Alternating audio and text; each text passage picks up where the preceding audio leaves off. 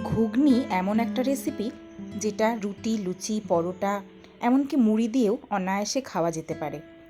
তাই আমার আজকের রেসিপি মটরের ঘুগনি। মটরের ঘুগনি আমি চর্বি দিয়ে কিভাবে বানাই সেই রেসিপিটাই আজকে আমি আপনাদের সাথে শেয়ার করে নেব। আমি প্রথমে কিছু মটর সারা রাত ধরে ভিজিয়ে রেখেছিলাম। আপনারা সময় না পেলে 4 থেকে 5 ঘন্টা ভিজিয়ে রাখলেও হবে। এখন মটরগুলো একটা প্রেসার কুকারে দিয়ে তাতে কিছুটা পরিমাণ জল ঢেলে দেব। জল যেন আঙুলের এক করের ওপরে না ওঠে। এভাবে জল দিলে মটরের জলটাও অনেক বেশি বেড়ে যাবে না, আর পুরো জলটাই আমরা রান্নায় ব্যবহার করতে পারবো। আমি এখানে একটা বড় সাইজের আলু 4 টুকরো করে কেটে নিয়েছি, এটা মটরের মধ্যে দিয়ে দিলাম। আর লবণ হলুদ দিয়ে মটরটা 4টে সিটি দিয়ে সেদ্ধ করে নিলাম। দেখুন মটরটা কি সুন্দর মাখো মাখো সেদ্ধ হয়ে গেছে।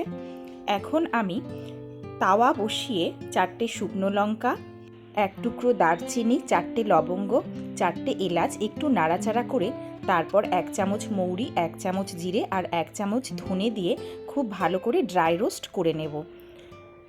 খুব বেশিক্ষণ ভাজার দরকার নেই, অল্প একটু লাল লাল হওয়া শুরু হলেই ড্রাই রোস্ট করে মশলাটা ঠান্ডা করে গুঁড়ো করে নেব।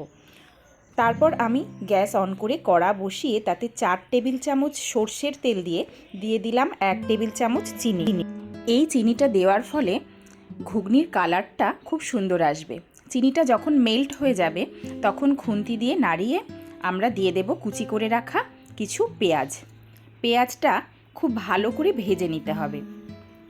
পেঁয়াজটা ততক্ষণ পর্যন্তই ভাজবো যতক্ষণ না পেঁয়াজের রঙটা হালকা সোনালি রং এসে যায়। এমনভাবে ভাজবো না যাতে পেঁয়াজটা বেরেস্তা হয়ে যায়, তাতে রান্নার স্বাদটা একটু তেতো হয়ে যেতে পারে। তাই সোনালি রং হওয়া পর্যন্ত আমরা ক্রমাগত হাত নাড়াচাড়া করে পেঁয়াজ ভেজে নেব। এই পর্যায়ে আমি দিয়ে দিলাম 2 টেবিল চামচ আদা ও রসুন বাটা। আদা ও রসুন বাটা ভালো করে কষিয়ে নেব কাঁচা গন্ধ চলে যাওয়া পর্যন্ত ও তেল ছেড়ে দেওয়া পর্যন্ত।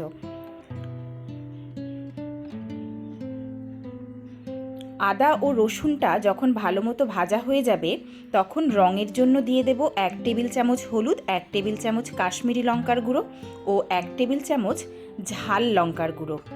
এখন সমস্ত গুঁড়ো মশলা খুব ভালো করে নাড়াচাড়া করে নেব। আর যাতে মশলাটা পুড়ে না যায় এই পর্যায়ে অ্যাড করে দেব কুচি করে রাখা টমেটো। টমেটো থেকে যে জল বেরোবে সেই জলেই মশলাটা কষানো হয়ে যাবে।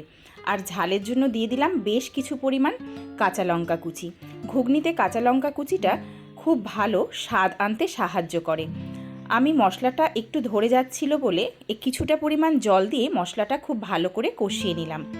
এখন দিয়ে দিলাম 1 টেবিল চামচ ধনে গুঁড়ো, 1/2 টেবিল চামচ জিরের গুঁড়ো আর ঝালের জন্য 1/2 টেবিল চামচ গোলমরিচের গুঁড়ো। সমস্ত উপকরণ আবারও খুব ভালোভাবে নাড়াচাড়া করে কষিয়ে নিলাম লাল করে। এবার টুকরো করে নেওয়া খাসির মাংসের কিছুটা পরিমাণ চর্বি আমি এই মশলার গ্রেভিতে অ্যাড করে দিলাম। খুব ভালো করে চর্বির সঙ্গে মশলা মিশিয়ে নিয়ে কষিয়ে নিতে হবে বেশ কিছুটা সময় ধরে। প্রয়োজন হলে কিছুটা পরিমাণ জল এখানে দিতে হবে, তবে জলটা যেন অবশ্যই গরম জল হয়, ঠান্ডা জল দেওয়া যাবে না। জল দেওয়ার পর আমি খুব ভালো করে নাড়াচাড়া করে চর্বির সঙ্গে মশলাটা কষিয়ে নিলাম তেল ছেড়ে যাওয়া পর্যন্ত। প্রয়োজন হলে আপনারা অল্প অল্প করে জল দিয়ে কষিয়ে নেবেন। এই পর্যায়ে আমি সেদ্ধ করে রাখা আলুগুলো গ্রেভিতে দিয়ে দিলাম আর খুব ভালো করে ম্যাশ করে দিলাম। একদম মিহি ম্যাশ করতে হবে না, যাতে একটু দানা দানা থাকে, মুখে পড়ার মতো একটু গোটা গোটা থাকে, এইভাবে আলুগুলো চটকে দিতে হবে। এখন খুন্তির সাহায্যে গ্রেভির সাথে আলু খুব ভালো করে মিশিয়ে খানিকক্ষণ কষিয়ে নেওয়ার পর সেদ্ধ করে রাখা মটরগুলো এই গ্রেভিতে অ্যাড করে দিতে হবে। আমি অল্প অল্প করে মটরগুলো গ্রেভিতে অ্যাড করে দিলাম। আবারও খুন্তির সাহায্যে সমস্ত উপকরণ মটর মশলার সঙ্গে মিশিয়ে নিলাম। আমি এই পর্যায়ে অ্যাড করে দিলাম কিছুটা পরিমাণ গরম জল। আপনারা কতটা পাতলা ঘুগনি চান তার উপরে ডিপেন্ড করবে এই জল দেওয়ার পরিমাণ। তবে খুব বেশি পাতলা হলে এই ঘুগনিটা খেতে ভালো লাগে না। মোটামুটি একটা থকথকে টাইপের গ্রেভি হলে ঘুগনিটা খেতে ভীষণ ভালো হয়, আর স্ট্রিট স্টাইলের ঘুগনিটা এরকমই হয় খেতে। ঘুগনিটা আমি ফুটতে দেব মিনিট 5 সময় ধরে। তারপর ড্রাই রোস্ট করে রাখার মশলাটার হাফ চা চামচ পরিমাণ ওপর থেকে ছড়িয়ে দেব। আপনারা চাইলে এই মশলাটা 1 টেবিল চামচ বা 1 চা চামচ পরিমাণ ব্যবহার করতে পারেন। আমি এখানে হাফ চা চামচ পরিমাণ দিলাম। এই মশলাটা দেওয়ার ফলে ঘুগনিতে একটা দুর্দান্ত স্বাদ আসে। উপর থেকে ছড়িয়ে দিলাম কিছুটা ধনেপাতা কুচি। সমস্ত উপকরণ আবারও খুব ভালোভাবে নাড়াচাড়া করে নিলাম। রেডি হয়ে গেল আজকের এই দুর্দান্ত স্বাদের চর্বি দেওয়া ঘুগনির রেসিপিটি। এটি খেতে যেমন সুন্দর, এর গন্ধ রং সত্যি অতুলনীয়। এইভাবে আপনারা একবার বাড়িতে এই চর্বি দিয়ে ঘুগনির রেসিপিটি অবশ্যই ট্রাই করবেন। আর ট্রাই করে যদি আপনাদের ভালো লেগে থাকে আমাকে জানাতে ভুলবেন না। এখন ঘুগনিটা আমি একটা পাত্রে পরিবেশন করে নিলাম। আপনারা চাইলে শুধু এইভাবেও ঘুগনিটা খেতে পারেন, কিন্তু ওপর থেকে আরও কিছু জিনিস যদি আমরা ছড়িয়ে দিই তাহলে এই ঘুগনির স্বাদ একদম স্ট্রিট স্টাইলে যে ঘুগনি পাওয়া যায় তার মতোই খেতে হবে।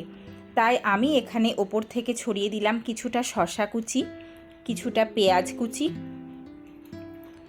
ঝালের জন্য কিছুটা পরিমাণ কাঁচা লঙ্কা কুচি, কিছুটা ধনেপাতা কুচি।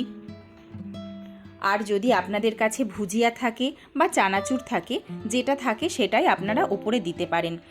আর একটু চটপাটা স্বাদের জন্য কিছুটা পরিমাণ চাট মশলা আমি ওপর থেকে ছড়িয়ে দিয়েছি। সেই কারণে আর আমি এখানে লেবুর রস ব্যবহার করিনি। আপনারা চাইলে খানিকটা পাতিলেবুর রস আর একটু বিট লবণ ওপর থেকে ছড়িয়ে দিতে পারেন। আমি বর্ণা, আপনারা দেখছেন বর্ণাস ইয়াম্মি কিচেন। আমার ভিডিওগুলো যদি আপনাদের ভালো লেগে থাকে আমার চ্যানেলটি সাবস্ক্রাইব করার অনুরোধ রইল। সকলে ভালো থাকবেন, সকলে সুস্থ থাকবেন। ধন্যবাদ।